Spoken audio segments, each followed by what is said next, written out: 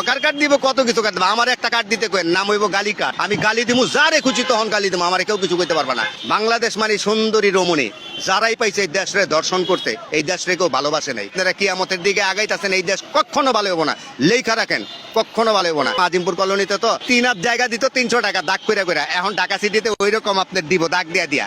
আগে যাইতে লোক বিভিন্ন গ্রুপে খাইতো, এখন এক নেতা রাতে যাইবো, উনি আর কি বিভিন্ন জনের ভাগ দেবো, মানে এখানেও বড় নেতায় গিয়া ভাগ বহাইছে। চীন চিন্তা করতেছে 2080 সালে তার দেশ কই থাকবার, বাংলাদেশ চিন্তা করে লেগা 71 সাল লেয়া। তো আপনার এমনি হালায় পিছিয়ে রয়েছেন 71 সালের ভিতরে, আপনারা বয়ে রয়েছেন 71-এ কি হয়েছে, 72-এ কি হয়েছে, আবার কিছুদিন 24-এ কি হয়েছে, এগুলা নিয়ে 90-এ কি হয়েছে।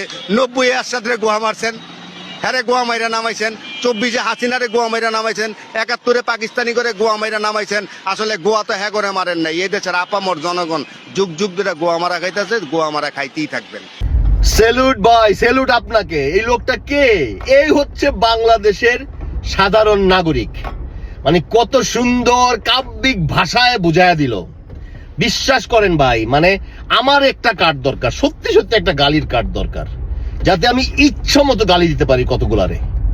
মানে ওই হাদির ভদ্র সুশ্রী গালি না, একদম রেল লাইনের পাশের বস্তির যে একদম সেই গালিগুলো যদি ইচ্ছা মতো দিতে পারতাম। মানে দেখেন, ওই 71-এর মারায় ছিলাম না, 90-এর মারায় বুঝি নাই, অরিজিনাল মারাটা খাইছি আমি 24-এ ভাই। মানে এমন মারা খাইছি ওনার কথায় যে একেবারে বসতে পারি না ভাই, হোলটা বড় হয়ে গেছে। একটা দল পাইলাম না যে কিনা বাংলাদেশে ভালোবাসা প্রেম কইরা বিয়া কইরা সুখের সংসার করবে রূপসী বাংলারে নিয়ে। সবাই এই রূপের বাংলাদেশে খালি ধর্ষণই কইরা গেল। গত 1.5 বছর লইয়াছিলাম ভাই ইন্টারন্যাশনাল রোমিওরে, ওই রোমিও আরো বড় হুগাটা মারলো। মানে এমন দর্শনটা করলো, কইরা ভাই দিয়া গেল আরেকজনের কাছে। বাংলাদেশে দর্শনের উপরেই আছে আসলে।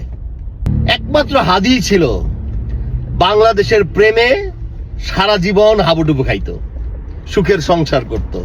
সেই হাদিরই মাইরা ফেললাম আমরা। যাই হোক, জাস্টিস ফর হাদি, ইনকিলাব জিন্দাবাদ।